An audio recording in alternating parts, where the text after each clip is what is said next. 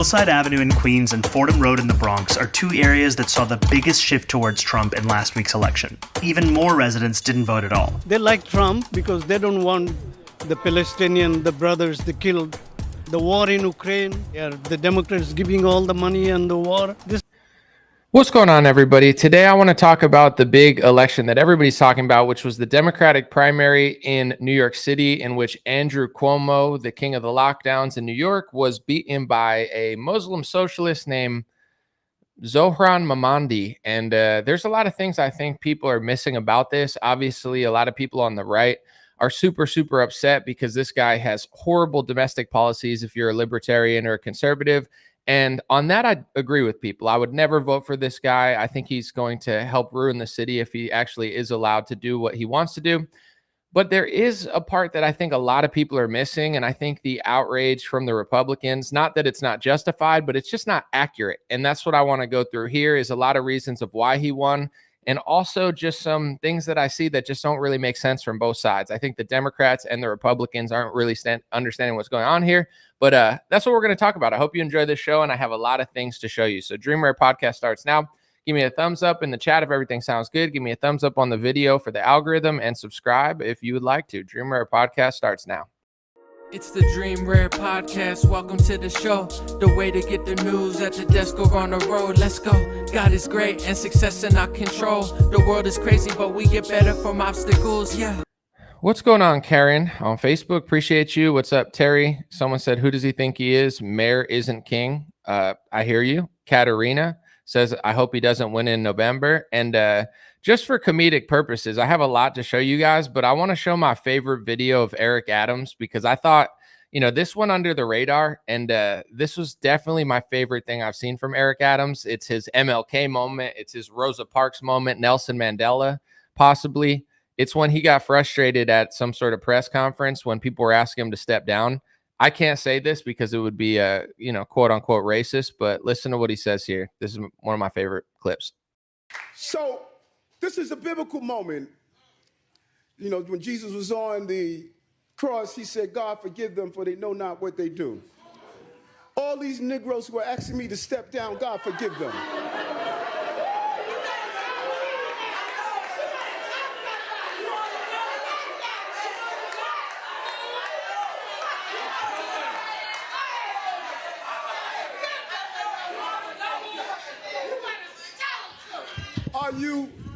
Are you stupid? Are you stupid? That's such a funny clip in my opinion, but let's get into whatever his name is. Meet the Zohran Mamdani. I would say domestically, he's very socialist. This is the wildest tweet that I could find. I mean, everything he's talking about queer liberation. He does want to defund the police. He wants to ban ICE, probably eliminate them. He doesn't have the power to do that, but he could probably try to get them out of New York City. But anyway, here's one of my favorite tweets from, and favorite meaning like I think it's funny. I don't agree with what he's saying here, nor do I.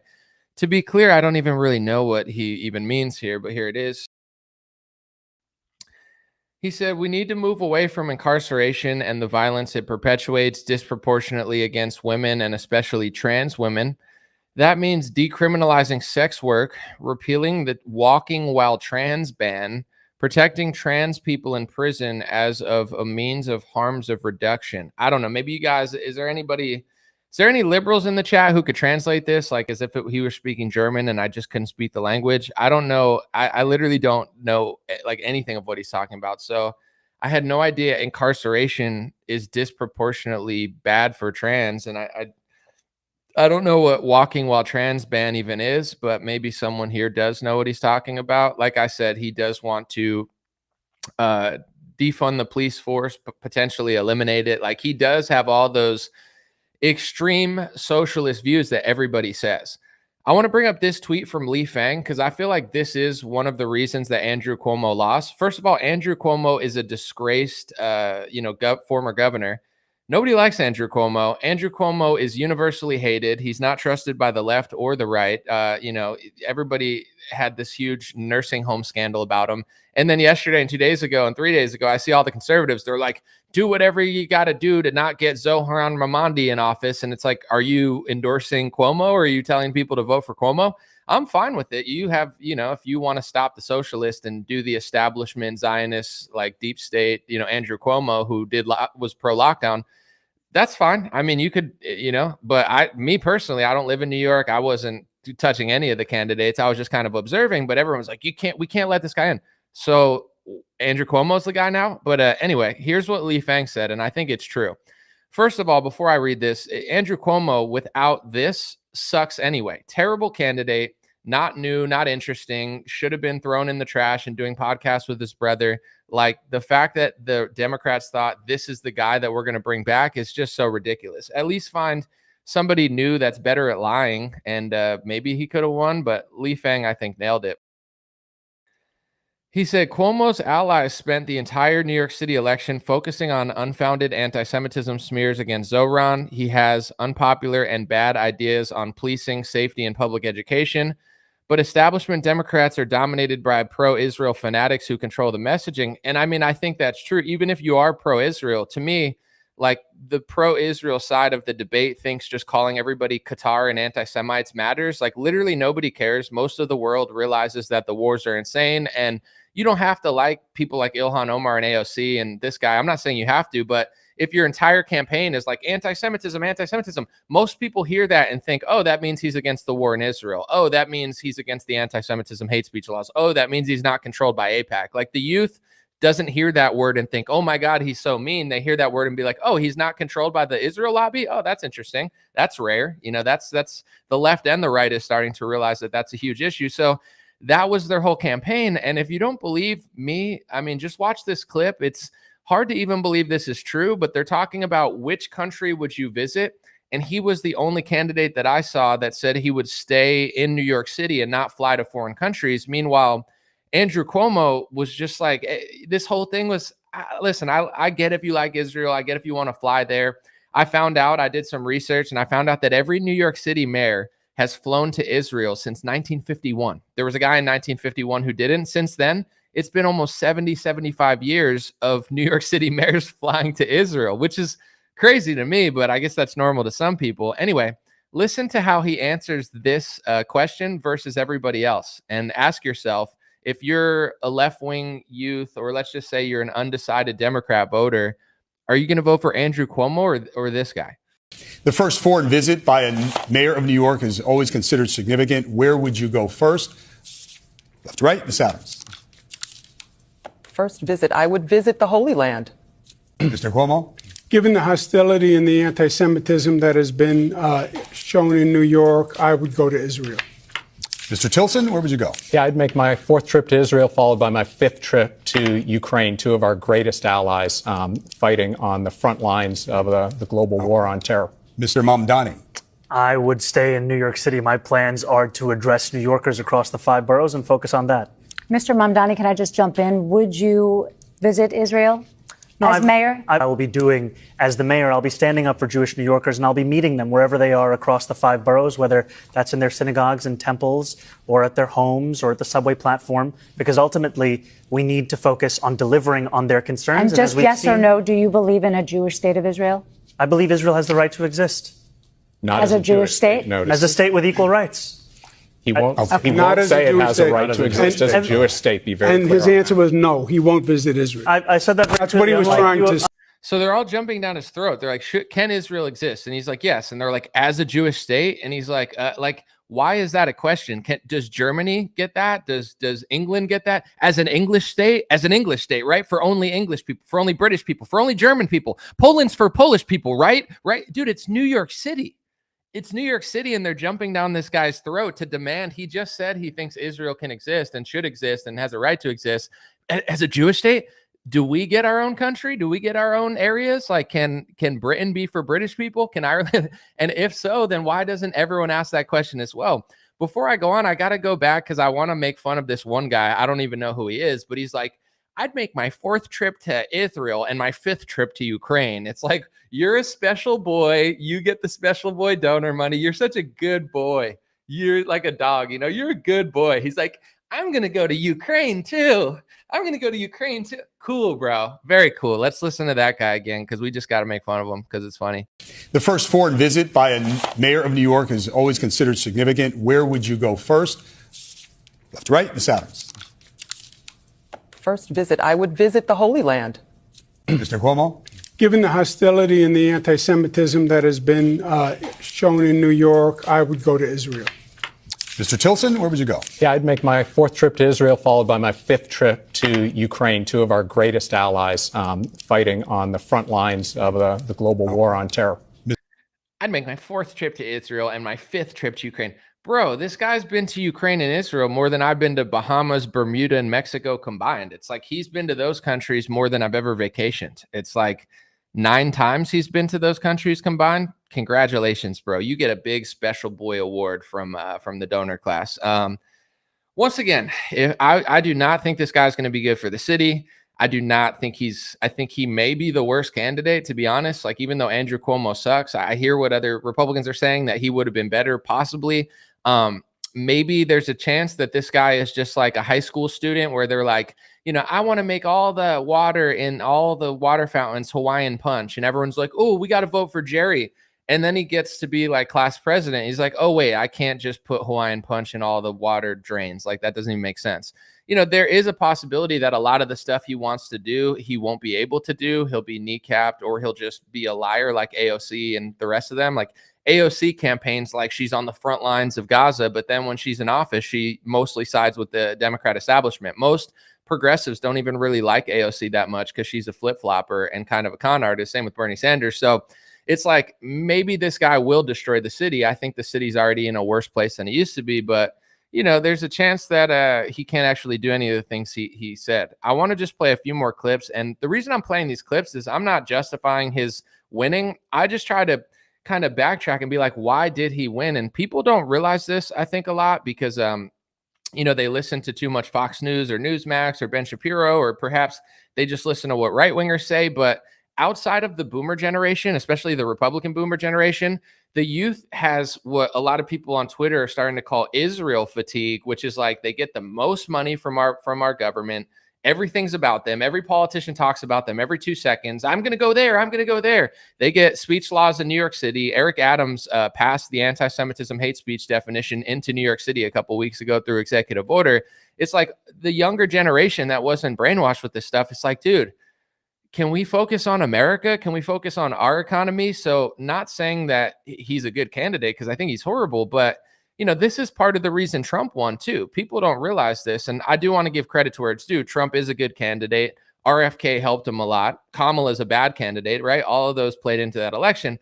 But also, people don't realize that because Joe Biden was funding Israel and because the left used it as a genocide, a lot of them, the progressive youth, I would say probably millions or tens of millions of Democrat youth stayed home because they didn't want to vote for Kamala Harris because Joe Biden was funding what they considered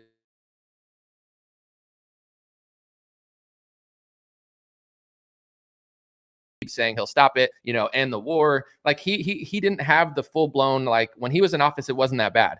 Biden, I'm not going to say he started the war, but the Israel-Palestine war between Hamas and Israel really started under Biden's watch. It's not his fault at all. But at the same time, it's like, as a voter, you see him not doing anything about it. It's starting under him. And you start thinking like, maybe Trump could do a better job with this war. Maybe Trump could end this war. Maybe the war would have never started if Trump were president. I'm not saying it's true, but that's what a lot of voters thought. And even Democrat voters stayed home. And now when it comes to Cuomo's not just like a normal establishment, deep state swamp Zionist. He's like doing stuff like this. Take a look. I'm sorry, that's actually the wrong one. That's for later. This is Andrew Cuomo joins Netanyahu's defense against the ICC war crime charges. The former New York governor steps into the counter unprecedented allegations against the Israeli PM. It's like Cuomo in his spare time is working with Netanyahu to fight charges against the International Criminal Court. And I'm not saying you have to disagree with that, but it's like there's so many right-wingers that love, Netanyahu, and they believe that regime's awesome and they're beating up the bad guys. It's like, do you then like Andrew Cuomo now? Because Cuomo has the same stance on Netanyahu essentially that, Republicans do. He's pro-Netanyahu, he's pro-Israel, because that's what the establishment is. If you haven't figured out who the neocons and the neoliberals are and the establishment, and like that's what it is. So Andrew Cuomo, an old candidate that nobody liked, a candidate that has direct ties to Netanyahu and helping him fight some weird lawsuit, a candidate that stands on stage and says he's going to visit Israel as the first foreign country when the other guy isn't, a candidate that already has a horrible track record, and basically, like Li Fang said, a candidate that ran against anti-Semitism instead of running against, the crime and all the crazy policies he had as a leftist. It was just a bad campaign. I think Cuomo had a bad campaign. He's a bad candidate. And this Zohran guy, even though, once again, I have to say this because people are going to think I'm shilling for him. I'm not. I wouldn't have voted for him. I don't think he's going to be good for the city. I don't like socialism and left-wing, far leftism and all their ideas of like legalizing sex workers. And it's like, okay, it's just like Sodom and Gomorrah type stuff. They're like, he's got some tweets about like handing out clean needles. And it's like, to me, a good friend would say, hey, stop doing drugs, stop doing heroin, stop injecting yourself. A bad friend's like, do you need a clean needle to do it? Like that, that's not a good friend. It's like, I'm drinking 50, beers a day, and I'm going to die from alcohol poisoning soon. And I'm like, do you want IPA or a lager? Like, that's not a good friend. A good friend sits you down and is like, yo, stop doing drugs. So I think New York City needs somebody way more based and way more hardline. I don't like this guy. If I lived in New York City, I wouldn't vote for him. However, I do have to tell Democrats and Republicans what they're getting wrong. And I'm going to continue to show you stuff because there's like everybody on Facebook or Twitter, like all the Republicans are saying he's a Muslim terrorist. He's a Muslim terrorist. Let me get into that before the other things, because that's what I was going to show you. They're talking about 9/11 with this guy, and they're like, how could they elect a Muslim after 9/11? Bro, the people who they said did 9/11 was Al-Qaeda, and Al-Qaeda, a former Al-Qaeda guy, is shaking hands with President Trump because he's the Syria president now, and the deep state and the CIA and all of our allies and whatever you want to say, they helped regime change Syria to get an Al-Qaeda guy now. And now they're viewing an Al-Qaeda guy as the legitimate president of Syria. Like, this is what pisses me off about the Benny Johnson and the Charlie Kirks who were like, Al-Qaeda 9/11, Al-Qaeda 9/11.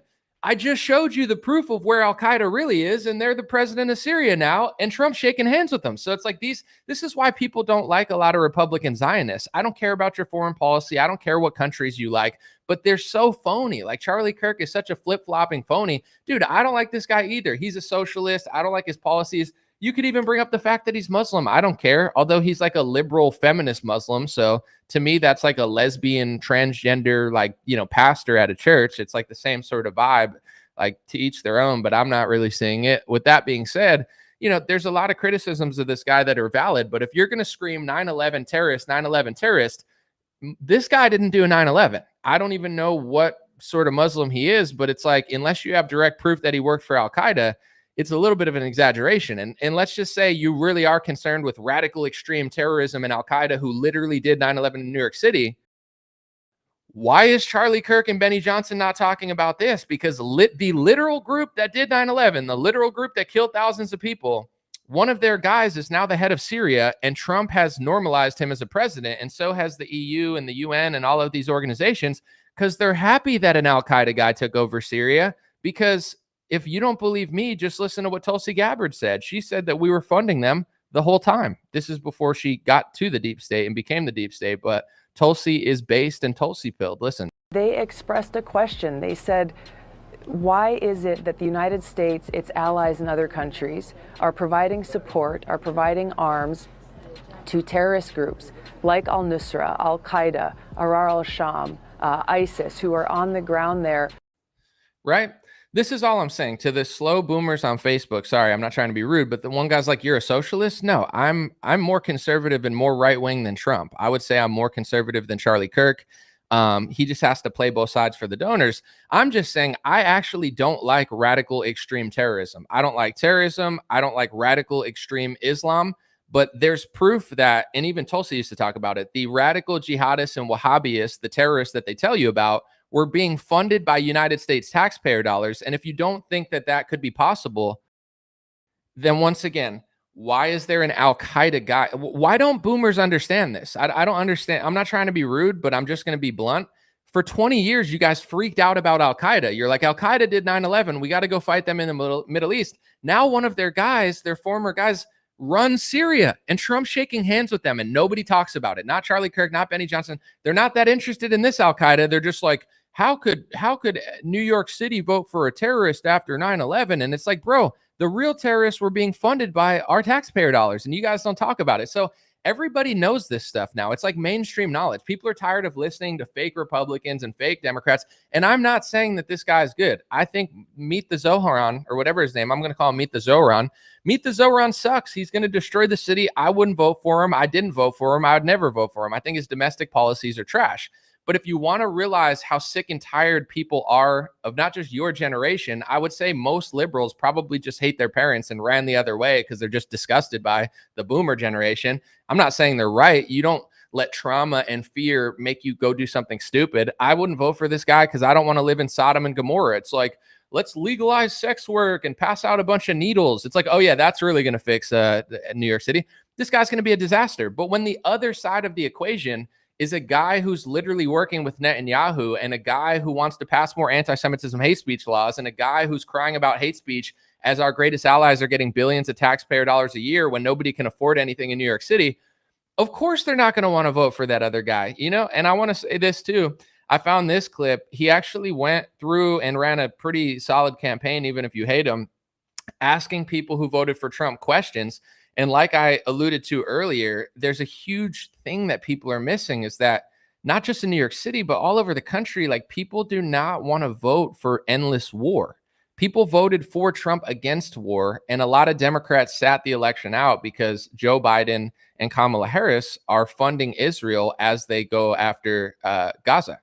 At this moment, I voted Donald Trump. Hillside Avenue in Queens and Fordham Road in the Bronx are two areas that saw the biggest shift towards Trump in last week's election. Even more residents didn't vote at all. They like Trump because they don't want the Palestinian, the brothers, they killed.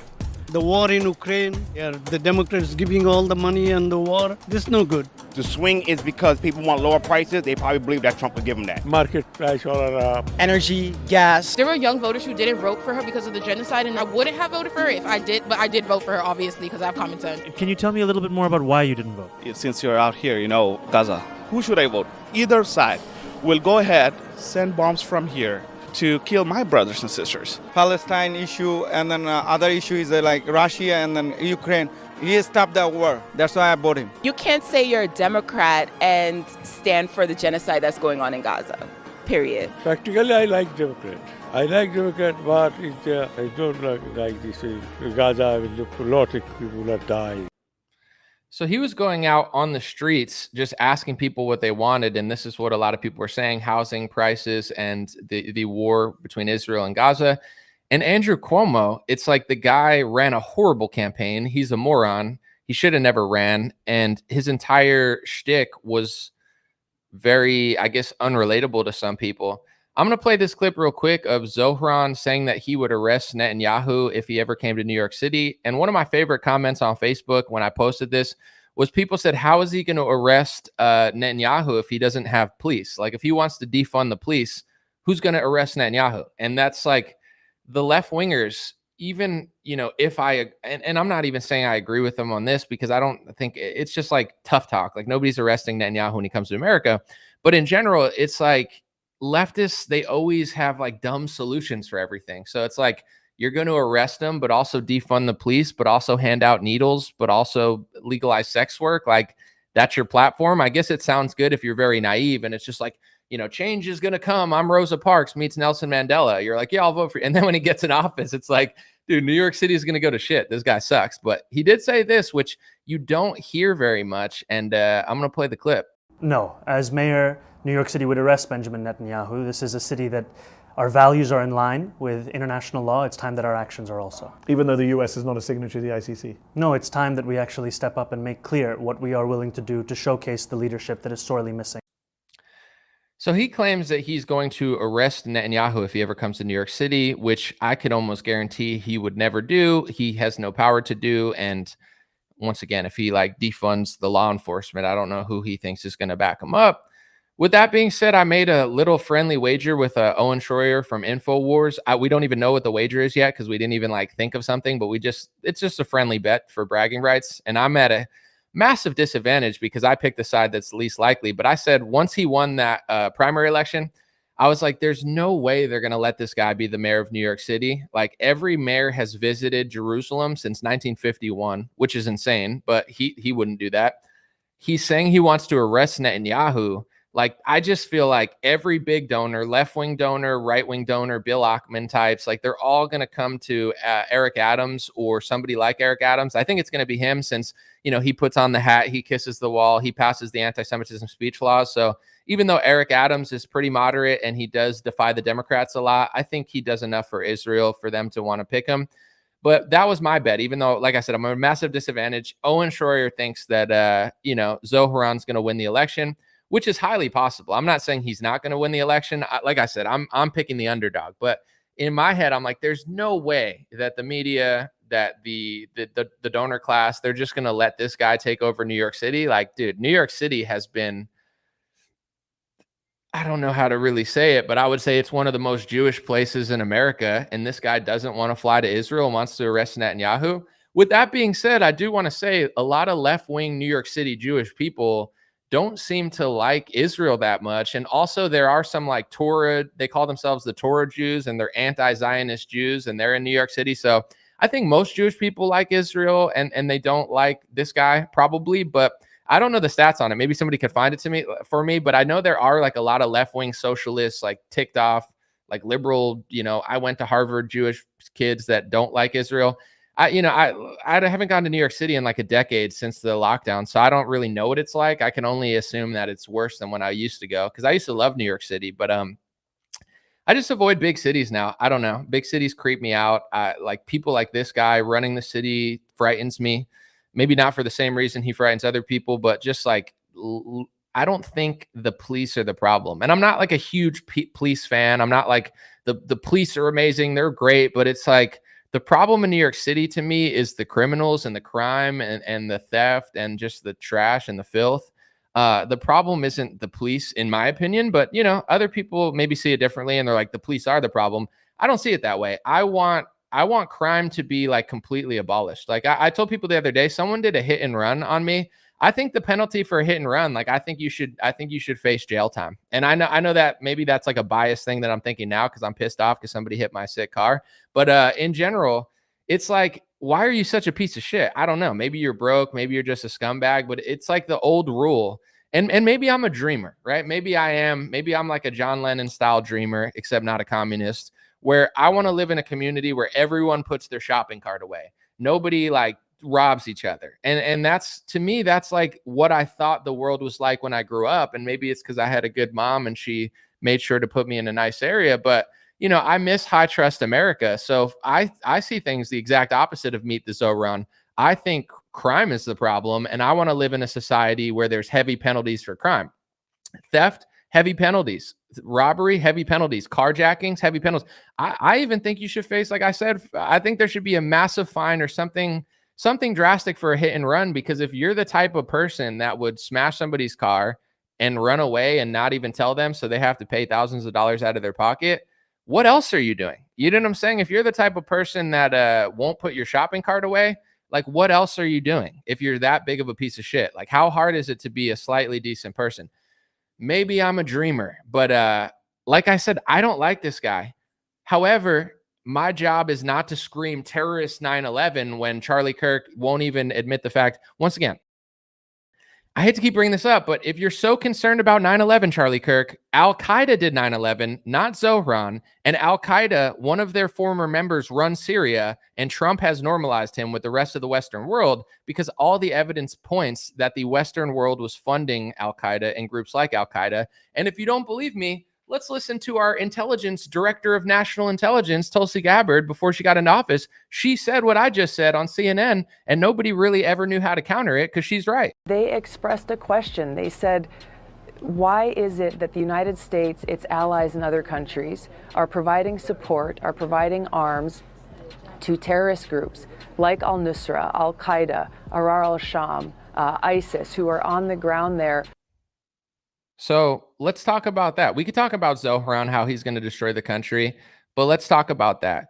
Speaking of which, I have a few things to say, and then I'll read some of the comments, see where you guys are at. I see a lot of people also on the right saying Sharia law, Sharia law, Sharia law. Let me be very clear. I have to say this or else people get misconstrued, because I'm not just like a walking NPC who just takes like a script from a donor and just says talking points to brainwash you. So let me just be clear. One, I don't like Zohran. I wouldn't vote for him. I don't trust him. I think he's going to ruin the cities. I think his policies are awful. And I'm almost the exact opposite of him on domestic policy, where I think there needs to be more enforcement because crime is rampant in New York City. And he thinks the criminals aren't the problem and the people doing heroin aren't the problem. It's the needles aren't clean enough and the police are bad. So I just completely disagree with him. With that being said, sorry, I got a little lost in that little rant there, but what was I going to say? Yeah, okay. With that being said, people on the right that are saying that he's going to bring Sharia law because he's a Muslim, Sharia law, and I'm not like an Islamic expert, but I'm pretty sure like Sharia law is like extreme, more conservative right-wing Islam, like, you know, like the women can't do this, and you know, there's no usury, and you're not allowed to do this. Like, I'm pretty sure it's like extreme Islam and Sharia law Islam are like Baptist Christians who believe every single word of the Bible, like most Christians probably should. And they're not just like, Jesus said to love everybody. It's like, yeah, for sure. But he also said that homosexuality was bad and all these things that you don't want to believe he said because your, you know, pastor has a rainbow hat on. And it's like, he said that, but he also said a lot of other things. So I feel like that's what this guy is. I'm not saying Sharia law can't possibly come to New York City through mass immigration and that he, like, maybe he will facilitate mass immigration. Maybe he's playing a role. Anything's possible. But to me, it's like, the left wing, the shit lib, communist, socialist left wing, like we need to do trans walk awareness. Like that's not Sharia law. Sharia law would be like women can't do this. It would be way more, I don't want to say conservative. That's not the right word, but it would be way more extreme to anti-liberalism. Like if you go to Sharia law countries, they're not like, yeah, we want some fruity, you know, like shit lib communist left winger who wants to hand out needles. Like that's not what they're doing. So I'm not saying it's not possible in the future. Like there's a possible he brings in a lot of Muslim immigrants. People get fed up with liberalism. And then like 15 years in the future, there's a Muslim that's way more right leaning that wants to implement Sharia law. And I'm not saying you need to want that, because if you're not a Muslim, why would you? But it's just like, the reason I even made this video today, I have so much other stuff I need to work on, and I need to stop just doing videos all the time because it's not business smart for me, but I enjoy doing it, and I'm grateful that I'm allowed to do it. But the whole reason I even made this video is because I'm listening to what everyone else is saying, and I'm like, why is everybody so fake and dumb? I'm not saying you have to like him. I'm not saying he's not a socialist. I would say this guy's like a full-blown communist. This guy sucks. But it's like Sharia law, 9/11, terrorism. The guys who did 9/11 are running Syria essentially right now, and nobody in the West cares because they were funding them the whole time. Spoiler alert, idiots, you know, that's what was happening. And then when it comes to like Sharia law, it's like, dude, I don't want Sharia law in America because I'm not a Muslim. But at the same time, why would a fruity left-wing, like liberal, that's not Sharia law. They're like probably Sharia law Muslims look at this guy and think he's a fruitcake. So it's like, the analysis is just so piss poor from everybody. I'm like, I guess I got to make a video since everybody's so fake and stupid. Speaking of which was my transition that has nothing to do with anything. Here's that clip of Eric Adams again, because if people are just joining, you know, this is the guy that I already see it now. Me and Owen Shroyer have a bet. I'll probably lose, but there's a chance that I win because I took this side. Eric Adams, even though he's kind of like a moderate anti-establishment Democrat and he's running as an independent, he's still kind of the establishment guy. He'll fly to Israel. He just passed the anti-Semitism hate speech laws. And now you're going to have the Bill Ackmans of the world, the Trumps of the world, the Democrat Zionists of the world, the Andrew Cuomo types of the world. Most of them are going, and there's going to be some other establishment people. I heard David Hogg was funding Mumran Zababi or whatever his name is, Meet the Zohran. Sorry, buddy. I'll figure out how to pronounce your name if you win, Mayor. But if not, then I'm just going to call you Meet the Zohran. You can call me names too. It's fine. You can make fun of me. That's America. We got the First Amendment. We don't cry hate speech. You know, we're not gonna do that here. But anyway, I think that Eric Adams is going to be the establishment darling now, and they're going to do everything they could possibly do to get this guy in. Not because he's good for the city necessarily, but I think because he's good for Israel. And I think that, he'll make a coalition of Republicans that don't want the city to be communist. Makes sense. He'll get a coalition of moderates. He'll get a coalition of independents. And then people, he's going to suck up all the extra votes who aren't that far left. But here's that clip of Eric Adams. This is like better than MLK's speech. I'll just say it. I think this is more honest and more real than MLK's speech. And I don't say that to disrespect MLK. He's a legend, but I have found out through research that MLK had script writers and he was kind of being used for an agenda that wasn't really what they said it was. So to me, this is my MLK moment. So this is a biblical moment. When Jesus was on the cross, he said, God, forgive them, for they know not what they do. All these Negroes who are asking me to step down, God, forgive them.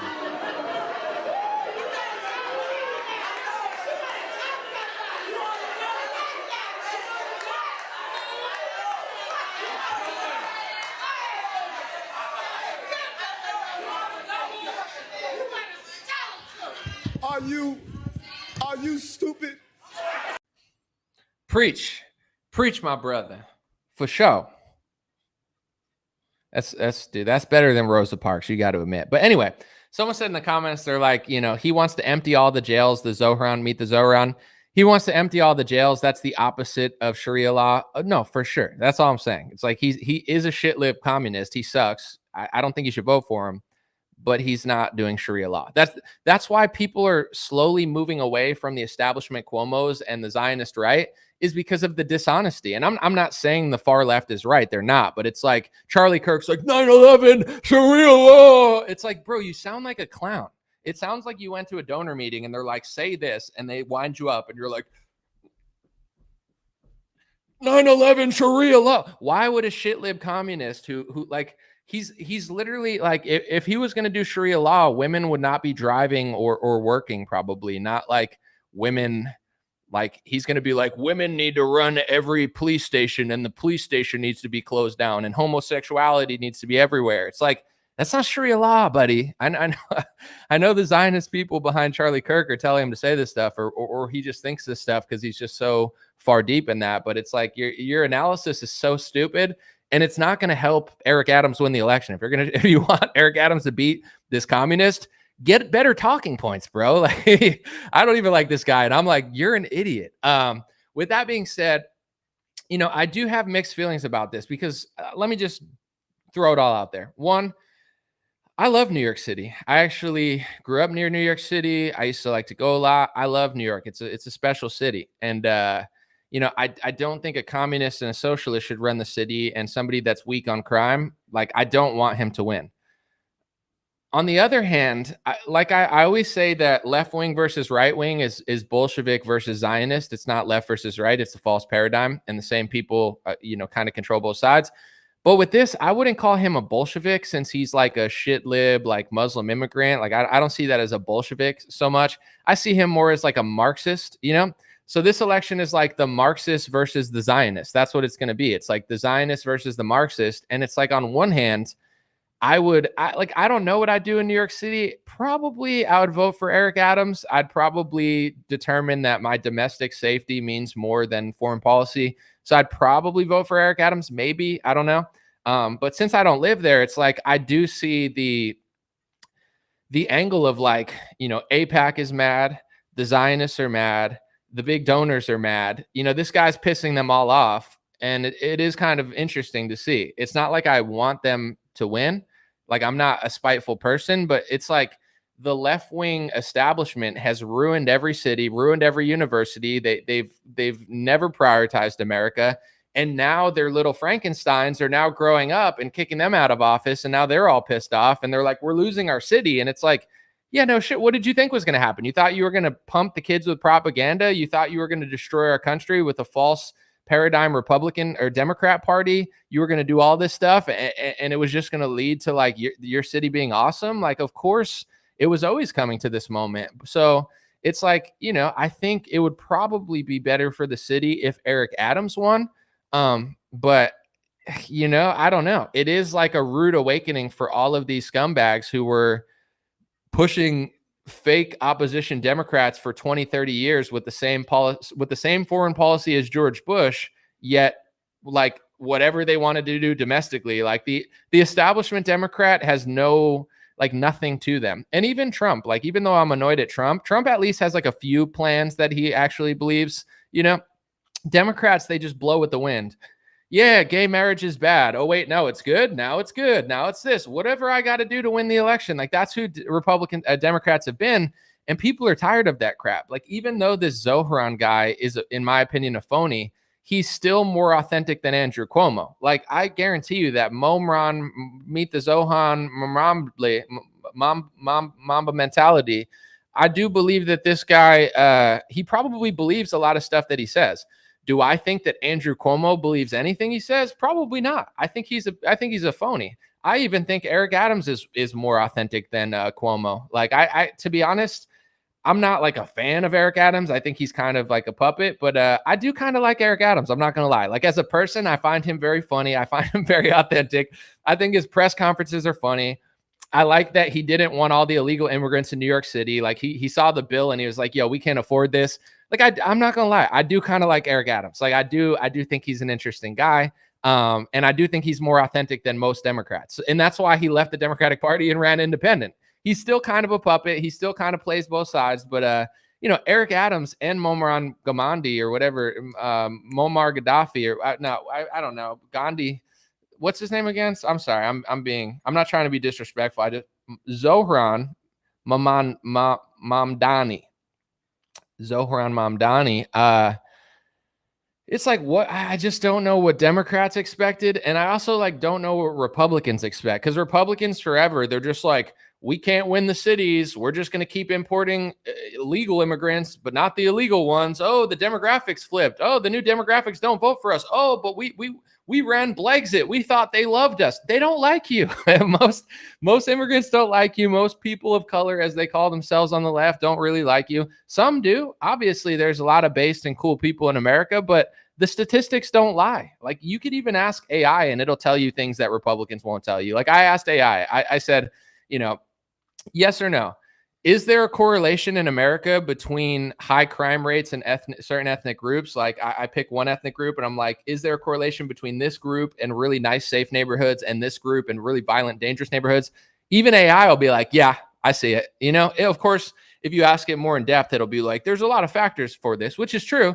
But if you ask a Republican that, they'll be like, I don't see anything. It's like, yeah, we know you don't see anything. Mike Lee, that guy's such a retard.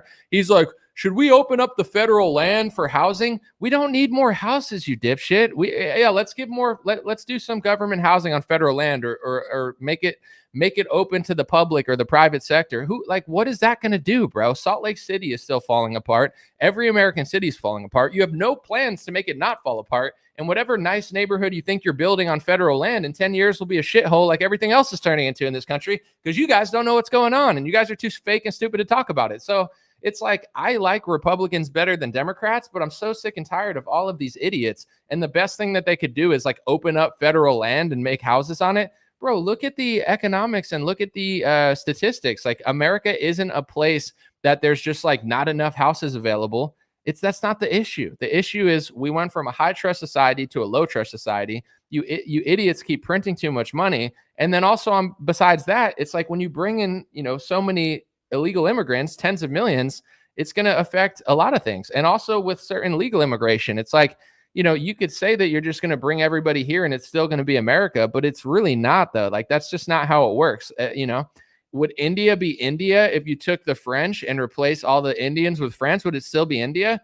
I mean, geography, yeah, but as far as the culture, etc., like if Japan, if you took New York City and put it in Japan and put Japanese people in New York City, I guarantee you New York City would be nicer within 10 years and Tokyo would be shittier.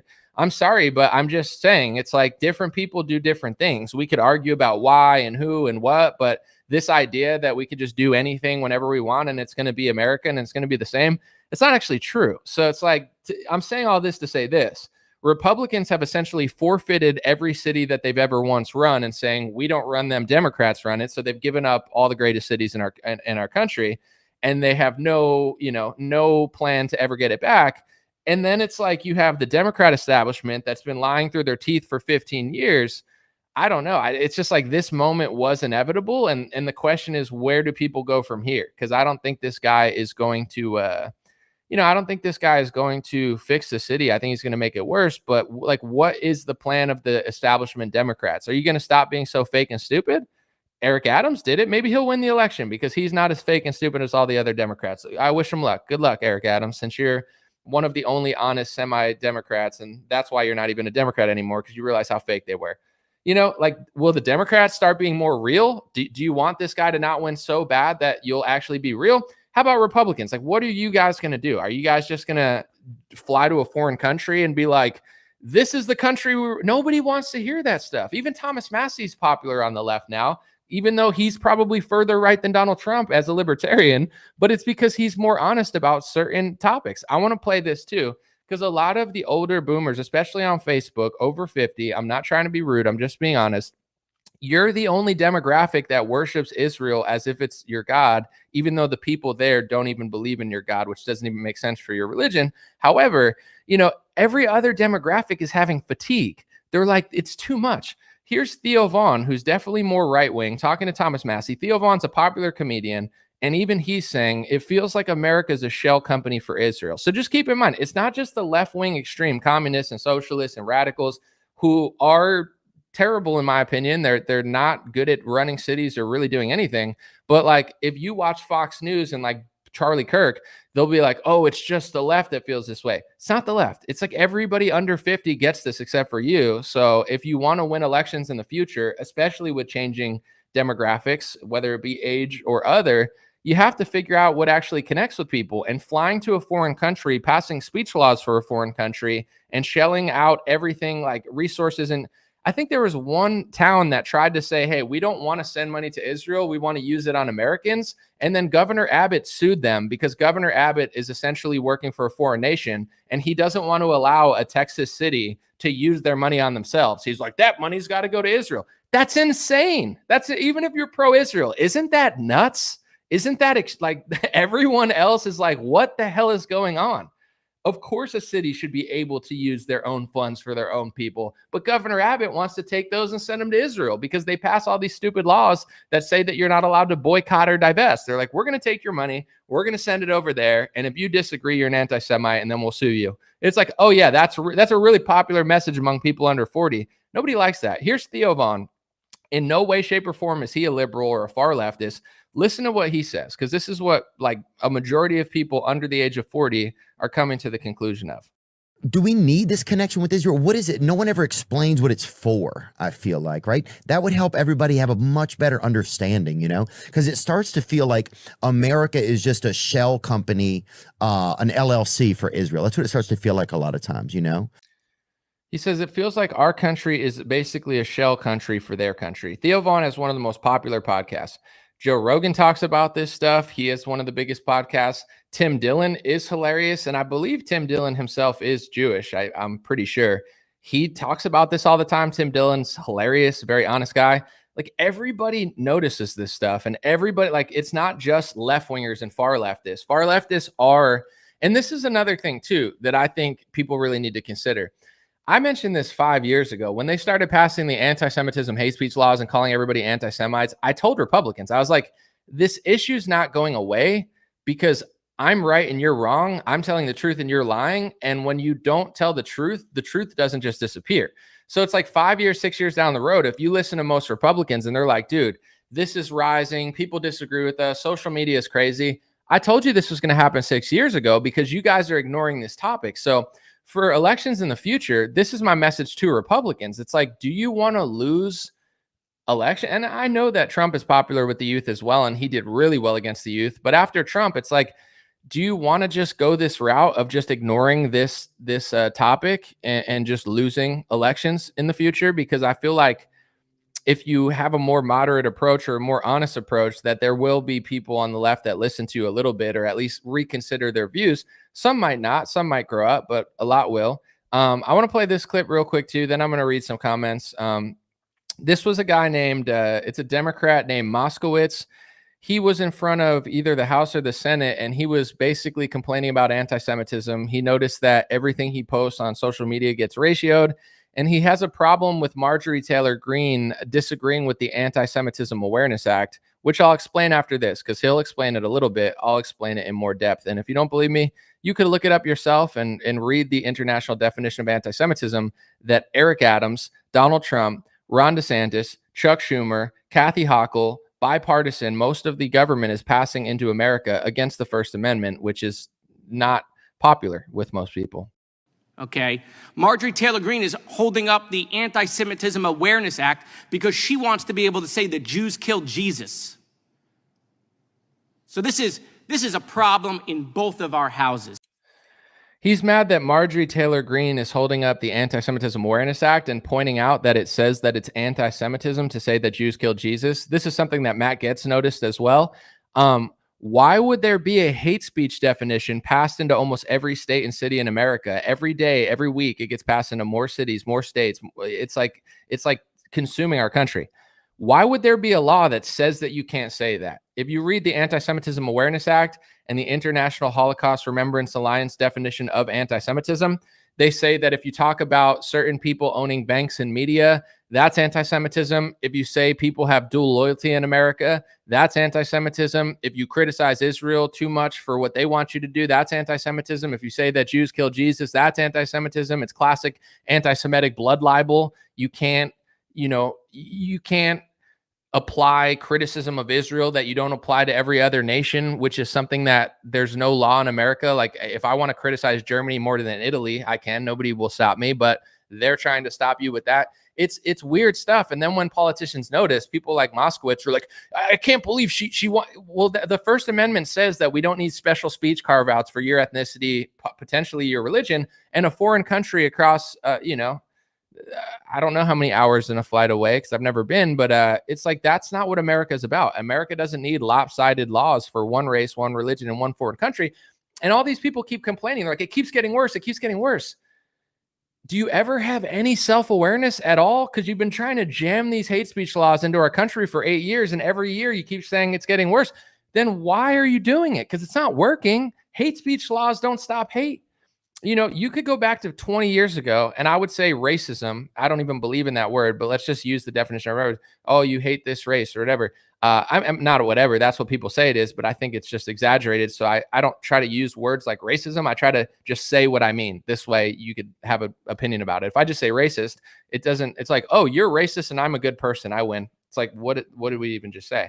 But 20 years ago, there was way less racism probably than there was today. And it's like, but you did so much. Obama ran on this. You pushed these rules. Every commercial's promoting it. The NFL put end racism on the sidelines. Well, maybe writing end racism on the sideline doesn't end racism. So why do you keep doing things that don't work? That's my question. It's like, they're like, oh, this isn't working. Look, a socialist is taking over that doesn't like Israel. It's not working. It's not working. Then when do you look at what you're doing and be like, I'm not fighting this in the right way. I want to fight hate. I want racial cohesion. I want peace. I want security. I want New York City to be safe. So let's have a conversation on how to really do it, because passing hate speech laws doesn't fix anything. It only makes it worse and stupider. So it's like, if we really want to create peace between the races and religions and have functional cities, we got to be honest about it. First of all, this is my message to Democrats. Nearly every city in the United States now is not that nice or safe, or at least they've had better days. So let's be honest about that. It's like, no matter what ethnic group you are, if you're driving late at night in one of the many cities, whether it be Chicago, New Orleans, Houston, Dallas, Austin, Los Angeles, Seattle, Portland, New York City, Miami, like, it's not like, oh, this is a really nice city, I don't have to watch where I'm going. You absolutely do have to watch where you're going, because the criminals in these cities, they don't care if you're white. They don't care if you're Mexican. They don't care if you identify as Jewish or you're a Muslim. It's like these cities have savages in them, and these savages do not care who you are. They're just looking for a come up and a crime. People can be like, oh, that's not happening. It is happening. And, 99% of criminals literally don't care who you are. They just want something, right? Money, something you have. So can we fix that? Because that would make the country better for everybody. But you have Republicans fighting anti-Semitism. Dude, I said this the other day, but Governor Abbott, he's like, I'm talking about this for Israel. I get it, bro, but I just looked it up online. Houston, Dallas, and Austin have a higher crime rate than the average in America. Aren't you embarrassed? When are you going to roll in and fix all that stuff too, buddy? Come on.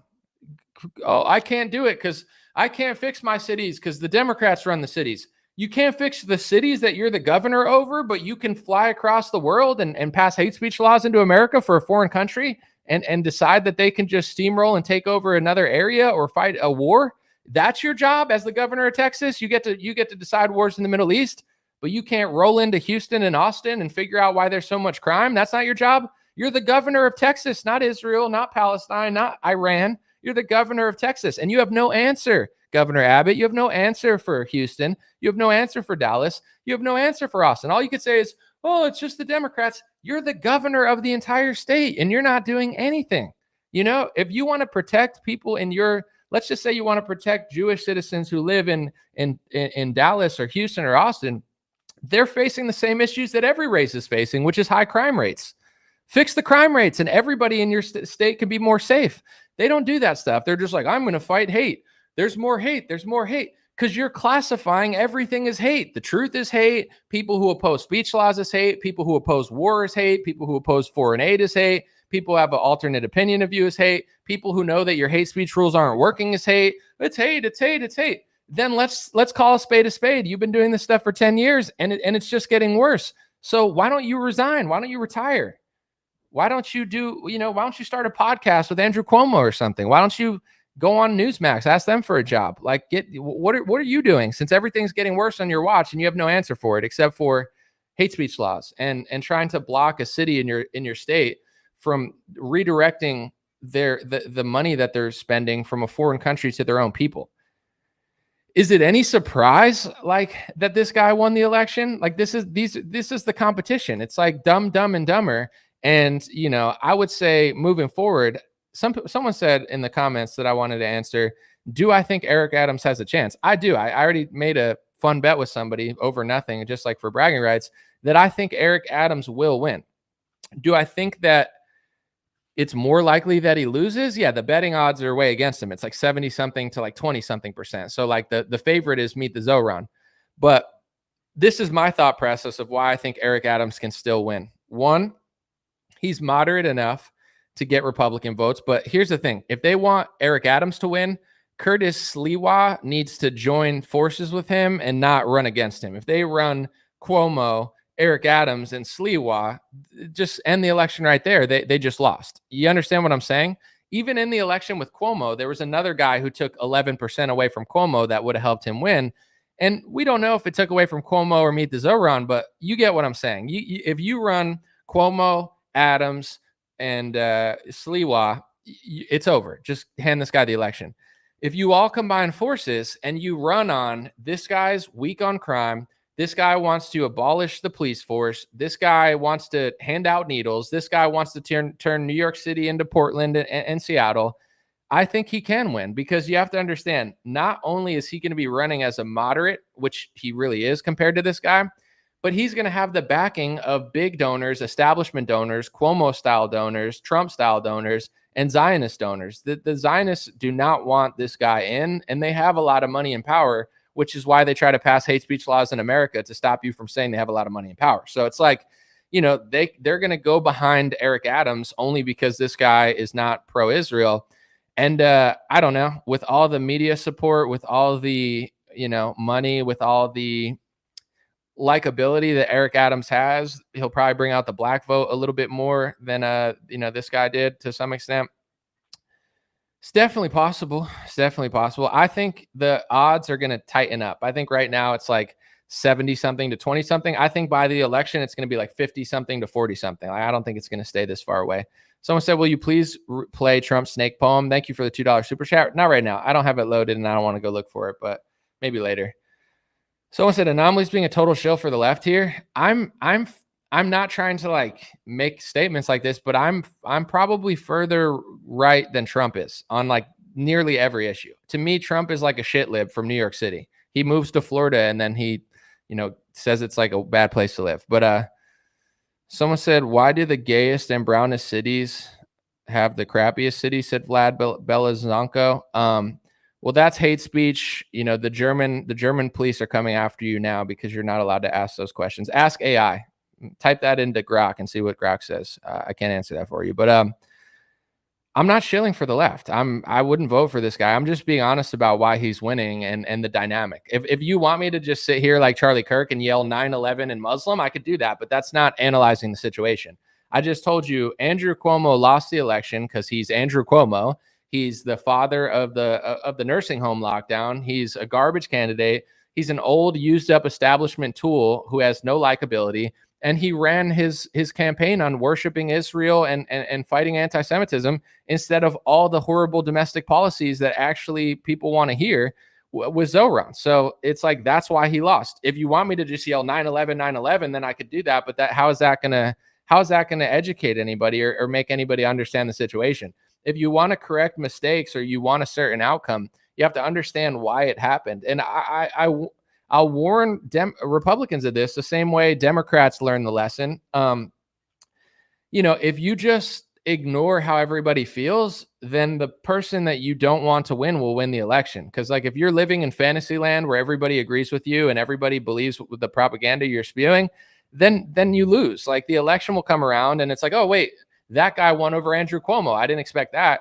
I know somebody that I'm not going to say he's like a Democrat. I mean, I don't know how he votes, but it's like, he knows that side a little better. And he was mentioning to me that he's like, bro, after the election, the whole left was demoralized and they're like, they needed to get beaten horribly to be like, all right, we got to change something because what we were doing, I mean, their whole campaign, Biden and Kamala, it's like, it was a train wreck. I mean, that was embarrassing. Everything about what the left did was embarrassing, but it's like they needed a humiliating defeat.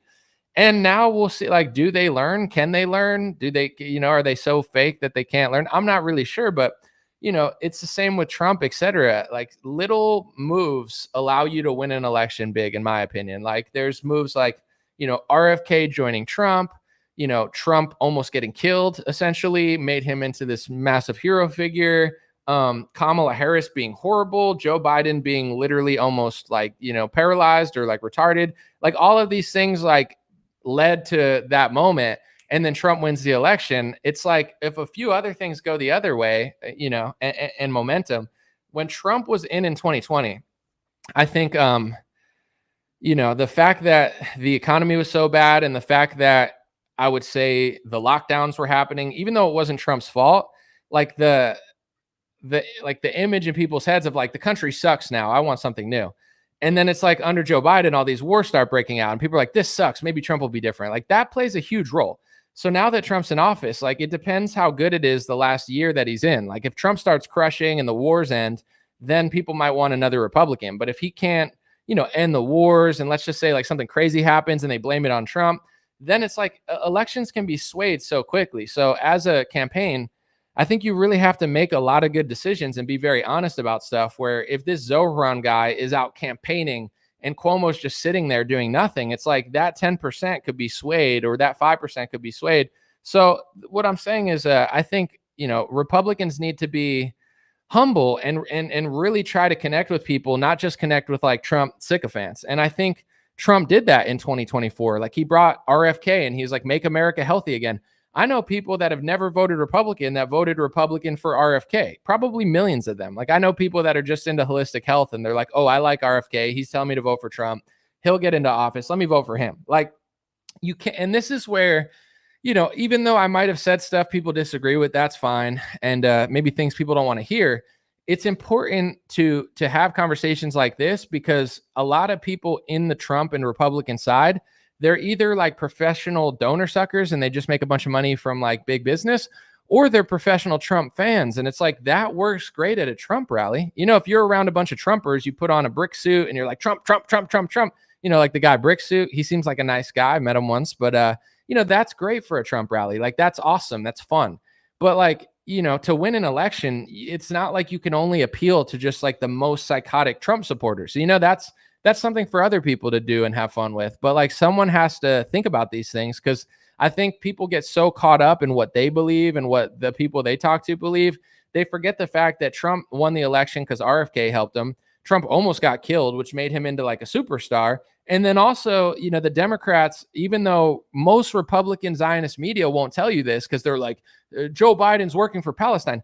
Dude, if you talk to millions of Democrat youth and people that are further left than Joe Biden, they didn't vote in the election because Joe Biden was funding Israel while Israel was massacring Gaza and Palestine. So that played a massive factor into Trump winning. And if you don't believe me, all you have to do is look at that one, I think it's in the Dearborn area, whatever district that was, Rashida Tlaib won and Trump won. And everybody said, that proves that the election's rigged. How can a Democrat and a Republican win in the same district?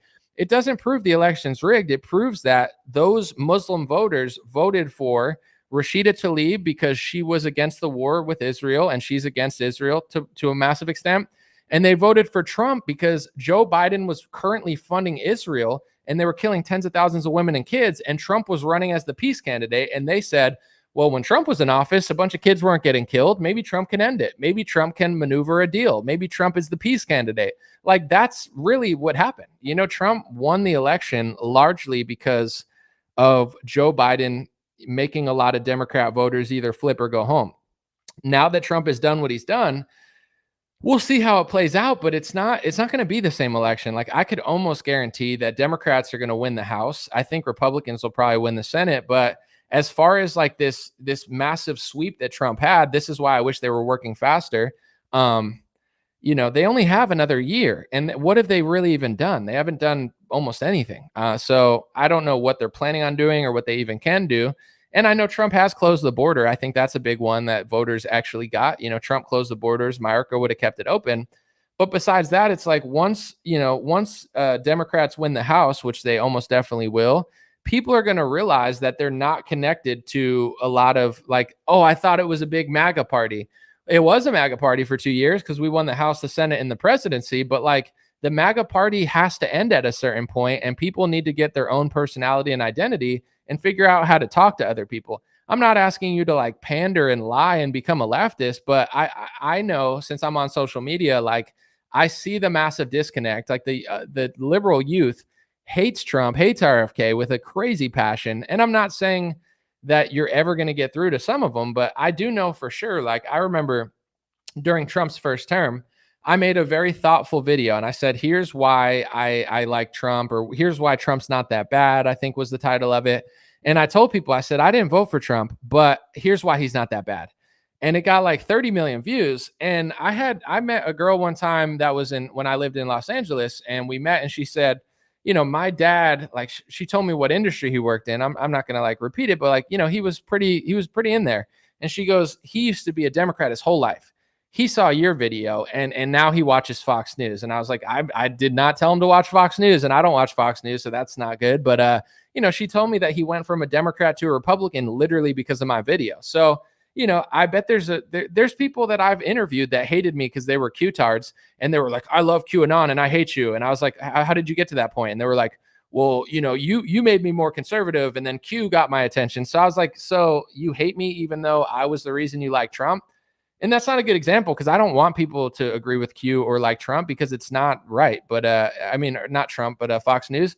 But it's like I've already seen the way I was able to have an impact and change people, or at least their perception, is by being thoughtful, compassionate, and understanding where they're coming from, not just yelling MAGA, MAGA, MAGA at them, because that doesn't work to wake anybody up.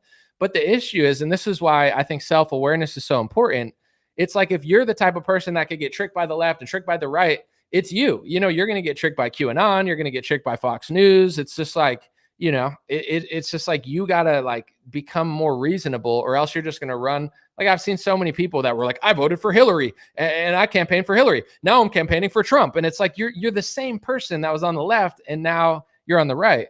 Someone said I'm so full of myself. I mean, I do love myself, but also I really did get 30 million views. I really did change tens of thousands of people, and they've told me. So I'm not just, I mean, you could say I'm full of myself. That's fine, but I'm not wrong. It's not like I'm making this up and I got one view on my video. The video's got between 20 and 30 million views. And I know for sure that it worked better than almost any video that anyone made at that time. Like, who was getting 30 million views on a Trump video? And to be honest too, like, I've even met Brandon Straka from the walkaway movement, and he told me that that video basically inspired him to do the walkaway movement. It's like he basically just did what I did, put a brand on it, and made an organization out of, you know, I came from the left to the right, and this is why he's not that bad. It's like, I know what type of impact I had, but you could say what you want about it. The whole point of what I was trying to say was not, I'm so special, I'm a good boy, give me a good boy award. What I was trying to say is, like, people need to be more thoughtful, because in order to get to the people on the fence or on the left, you need to think about what they're thinking and talk to them in a reasonable way versus just trumping out so hard. And that's the problem with, I think, the boomer generation and the Facebook generation. I'm not asking you to dislike Trump, although I don't really like him, but it's like, you think people like what you're doing, but most people don't. You know what I'm saying? Trump can win an election, sure, but every year that goes by, it's going to get harder and harder and harder for us to win elections. So either you want to win elections in 10 years, or you guys just want to be stubborn for the rest of your lives and just ruin the country for the rest of us. Because eventually we're going to have to reach other people. Be like, we don't want to reach other people. We know. We just want to say what we want to say.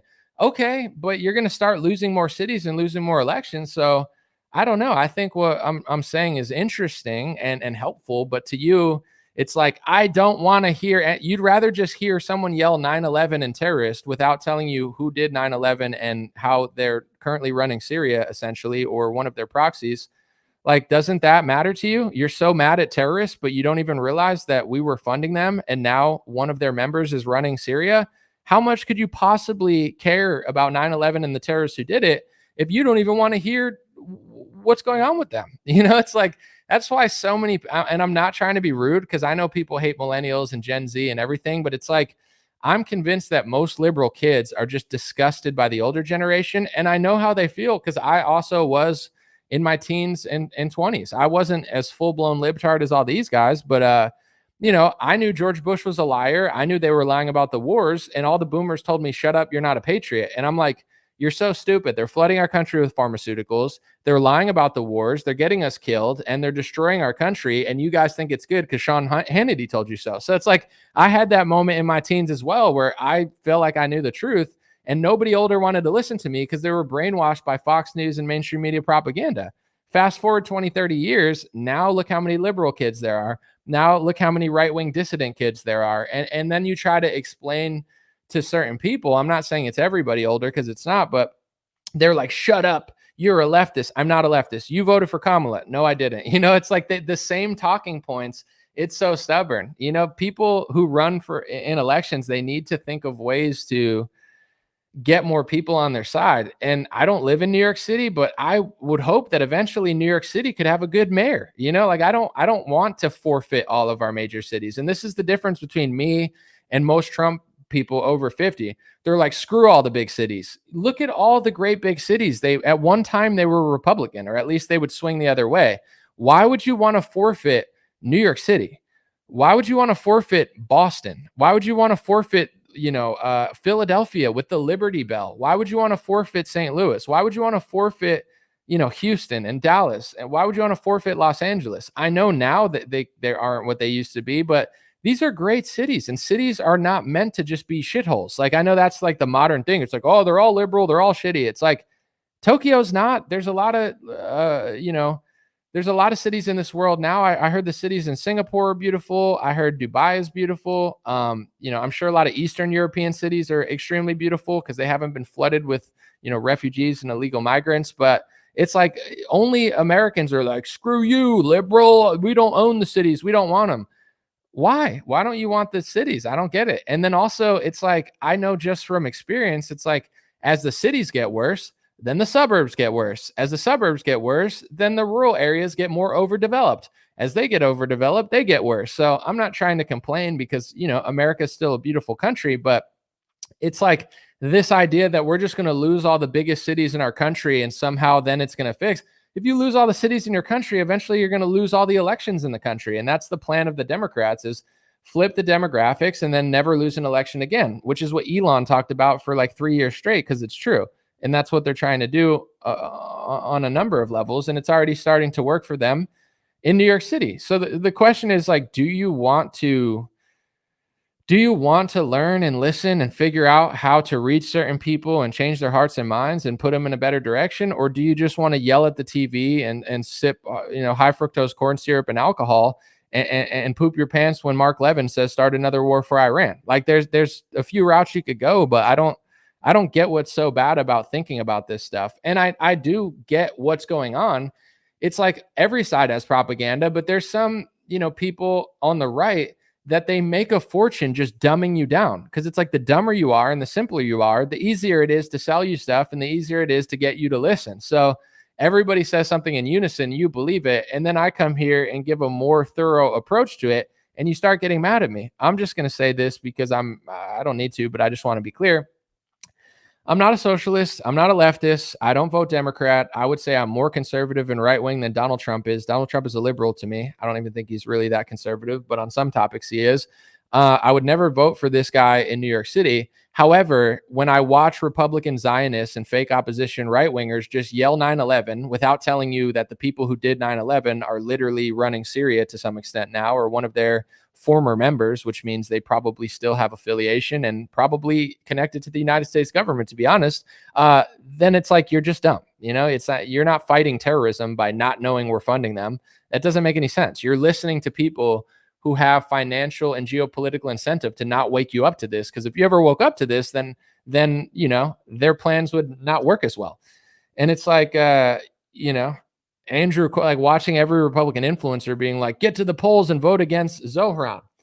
None of them wanted to admit they wanted people to vote for Andrew Cuomo, but it's like, if you're going to tell people to vote, but you're not telling them who to vote for, it's either Andrew Cuomo or that guy. So, I found it hilarious because like they didn't have the balls to say, go vote for Andrew Cuomo, because they hate Andrew Cuomo. It's like, but if you tell people just go vote, for who? If you vote for any of the other candidates besides Zohran and Andrew Cuomo, it doesn't matter. So it's like, I was just cracking up at Republicans like, go vote for who? Andrew Cuomo.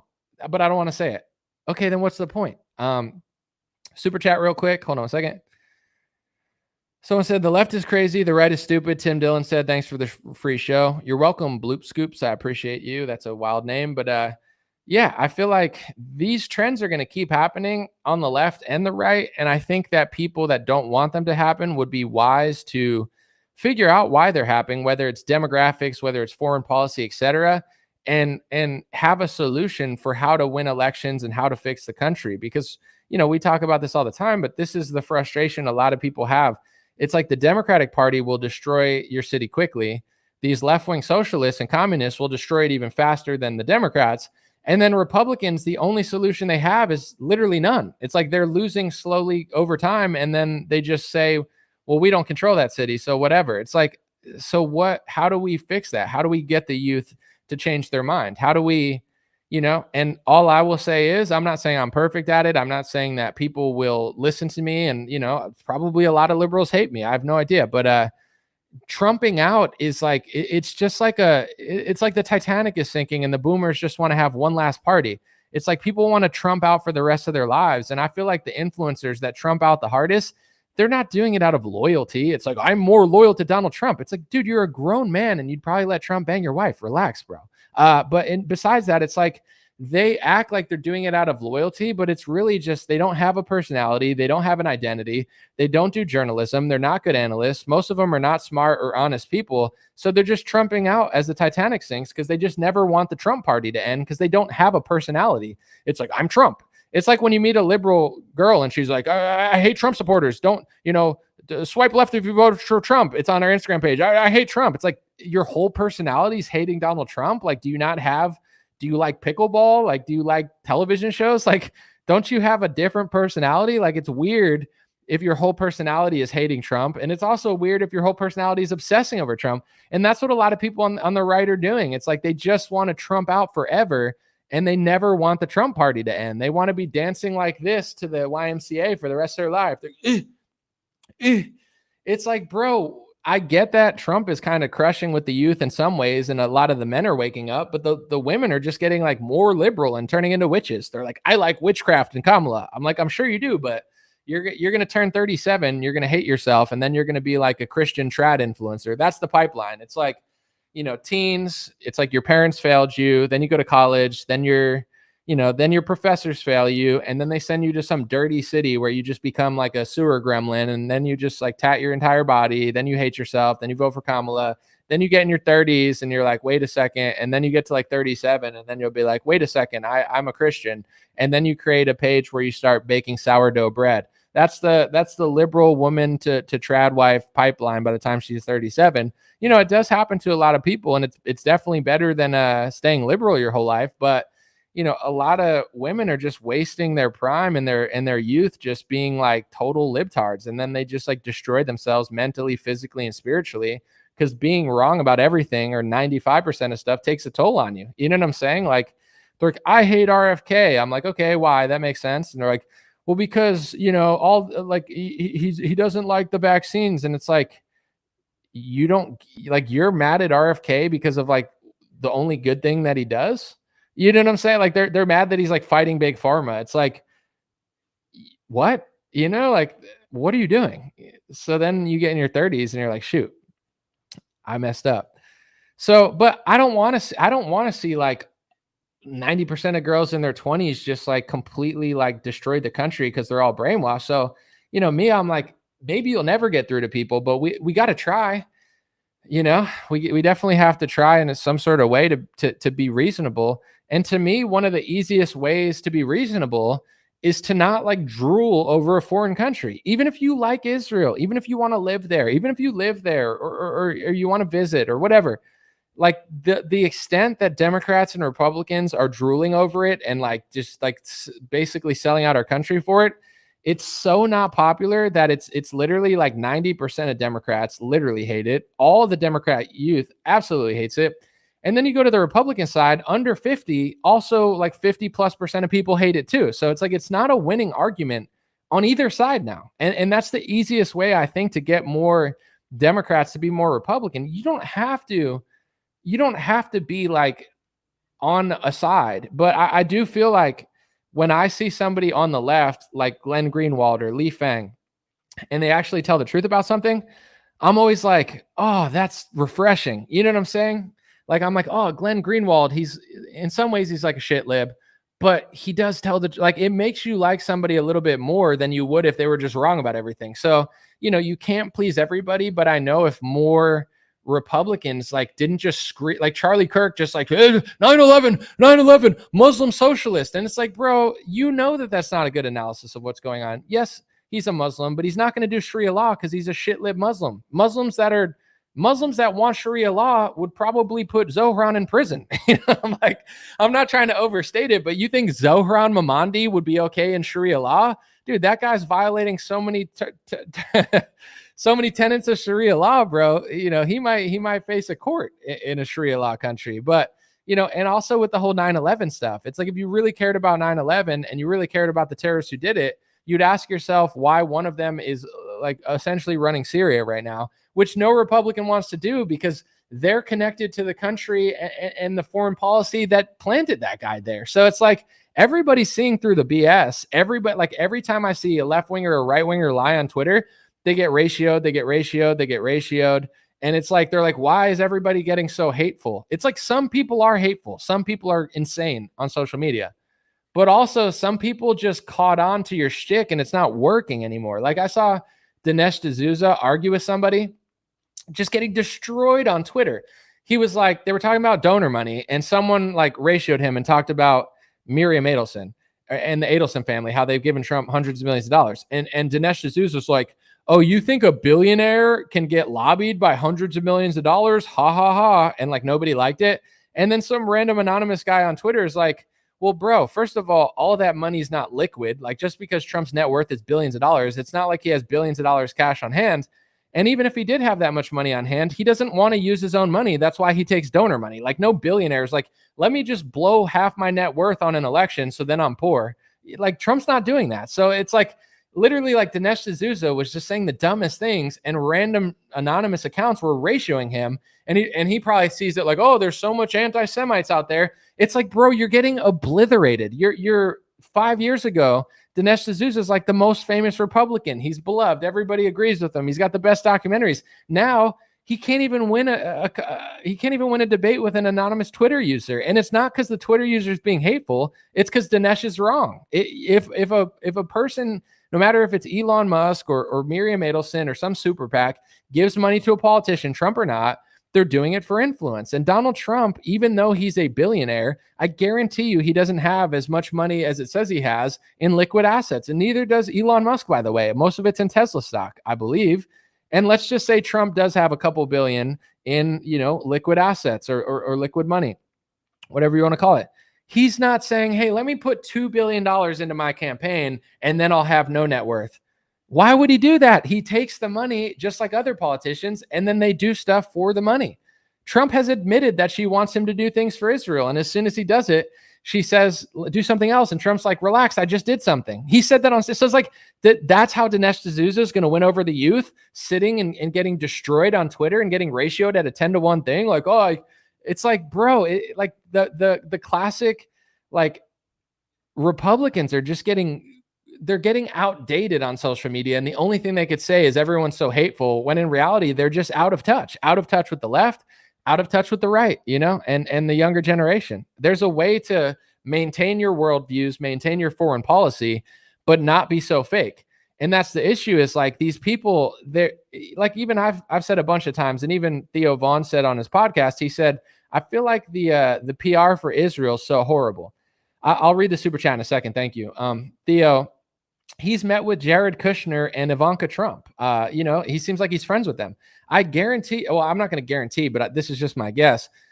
I'm guessing when Theo Vaughn met with them, he was like, why is the PR for Israel so bad? You know what I'm saying? And he said that publicly with Thomas Massey. It's like, even if you're pro-Israel, do you realize how bad the PR is?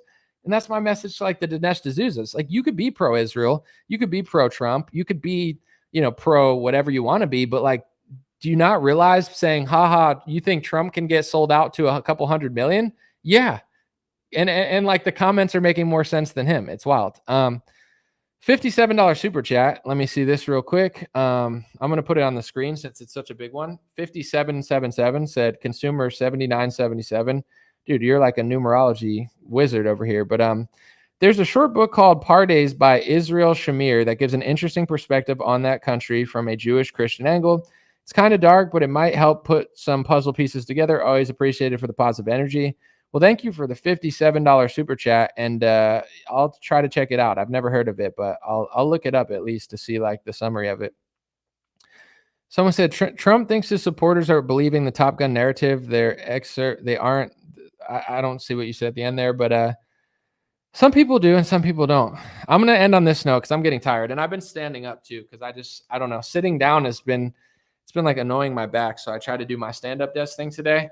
I wanted to say this. Trump is posting on True Social and his Twitter because he really wants people to know this. He's like, CNN and the New York Times are lying. He's like, I've taken out all their nuclear stuff, and CNN and New York Times are trying to undermine me. It's possible. I'm not saying it's not true. Maybe he took out all their nuclear stuff. I don't know. I want to believe it's true, but Scott Ritter said that a couple of days after it happened. Like, Scott Ritter was freaking out on Twitter and was like, Trump sucks. Like, he's lying. He's just telling his base that he did all this stuff and they moved it. It's not even there. I don't know what's true, but here's what I'll say. It's like Scott Ritter is not a liberal. CNN and New York Times are not the only ones saying that, if they're saying that. And Trump, this is what he does. He always tries to frame everything as a left versus right. Like, he'll be like, I'm a good guy. Thomas Massey's bad and he doesn't support, provisions of the Second Amendment or whatever. And it's like, that's not true. Like Trump has so many people under a spell that he's convincing some people that obsess over him that Thomas Massey's bad. Thomas Massey is the greatest congressman we have. Some people are saying stuff about Scott Ritter. I mean, I'm not like I don't even know if I follow him on Twitter. I'm just saying, like, he's not CNN. I know very little about the guy. I think he used to work for the government, but in general, there's foreign media, there's other conservative podcasters that are speculating that Iran moved the stuff and Trump didn't take it out. I don't know, and I'm not saying to trust these people because I don't really care, and I don't really know myself. But what I'm trying to say is, like, this is Trump's like whole strategy is like, it's me versus CNN, right? I'm saying I took out all their nukes, and CNN and New York Times is saying that we didn't take out the nukes. So believe me, not CNN and New York Times.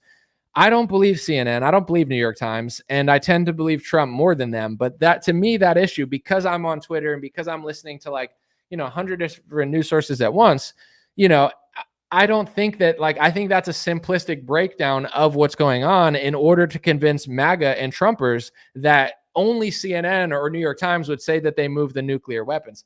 I hope people believe that Trump took out all their nuclear weapons, and I hope he did, because then the war will probably end sooner. But it's I think Trump wants to control the narrative and be like, I took them out.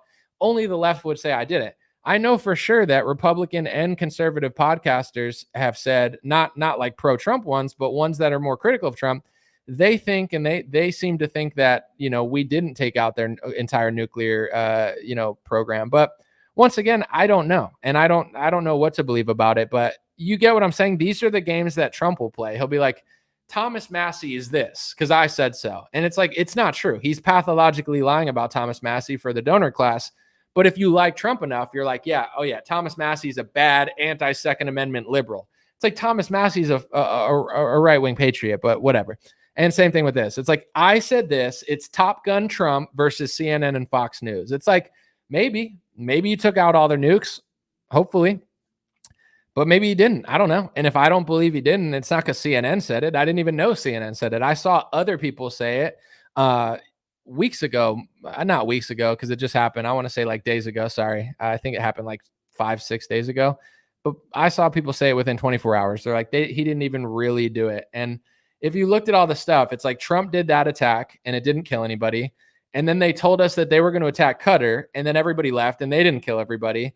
And a lot of people were saying it was fake and gay. I'm not saying it's fake and gay, but it's I'm going to hit this and then you're going to hit this, but I'm going to run away and nobody's going to get hurt. I'm not saying this is true because I don't know, but this is what I'm thinking in my head. And this is possibly a good thing, I guess.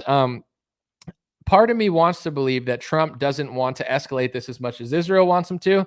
So he's trying to make this narrative that he's a hero. So then people don't, and maybe this is wrong, but it's I'm Top Gun. I beat it up. Haha. Don't listen to the fake news. And to be honest, I hope people believe that, whether it's true or not, because then maybe we can end this war. If everyone on the right's Trump's a hero, he deserves a Nobel Peace Prize. He took out their nukes, and Iran's and Iran can tell their people we attacked their base. We're not bowing down to Trump. We hit their base too. And both of them are cool with what happened. And they're all right, let's create a peace deal. Then maybe that's true. Someone said, what's the Scott Ritter thing?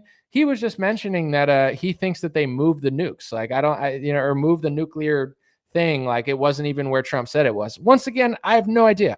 Hopefully Trump's right. I don't. How the hell am I supposed to know? You know what I'm saying? I run a podcast. You think I know if they move the nukes or not? I'm just listening to what other people are saying and trying to give you a wider array of possibilities rather than just yelling simplistic propaganda. But that's my best thought of what's going on, just based on everything Trump said, even though it's hard to trust him, is he did what he had to do. Iran did what they had to do. And now hopefully they're all right, we both have something we could tell our people, haha, got him. And then they're haha, got him. And then Trump's okay, let's stop. And then Israel's going to freak out. Mark Levin's going to freak out because, and this is what I want to say too. When I talk about regime change war and people are I don't think it's going to happen. I hope it doesn't. But here's what I will say. There's media companies, there's donors, there's people in Israel, people loyal to Israel, that this is the moment every war has been building up to. They really hate Iran and they want to get rid of, they're not comfortable with the government there and those people. So what I want to say is there's still going to be people putting pressure on Donald Trump. Maybe Donald Trump can end the war, but I feel to think that everyone's just going to be all right, let's just stop on the 1 yard line and end the war. Trump might try to do it. Iran might try to do it. Some people might, maybe Israel figures out a way that that's okay. But I just feel there's going to be a lot of pressure on Donald Trump to keep going, because it's everything up to this point led to this point. And I have a hard time believing they're just going to be all right, let's just leave Iran there. Maybe Trump wants to do that, but there's going to be a real battle within his administration to some extent, probably between people like J.D. Vance, who might not want to do that, and then people like Mark Levin, who absolutely want to go as far as they possibly can to weaken them even further. So who knows? I mean, only time will tell. Let me know what you guys think in the comment section. That's just my thoughts. And once again, with all this stuff, I throw it out there. When I know things, I try to tell you when I'm sure of myself. But when I'm not, I like to just throw it out because I feel like it's just more interesting than very like simple, like left versus right, or this must be that. Like this is how I think, and I find it a little bit more interesting. So hopefully you guys do too. And it's a more comprehensive and thoughtful show. That's what I'm going for. If I failed, it is what it is. But appreciate you guys. God bless you. Have a beautiful day. And hopefully I'll be back with videos soon, but I need to take a break. I'm exhausted and this week has been crazy. So I'm inspired to talk and do this stuff, but I'm also just like, I need to not do a video for the next 24 hours. So hopefully nothing interesting or crazy happens. Appreciate y'all. God bless you.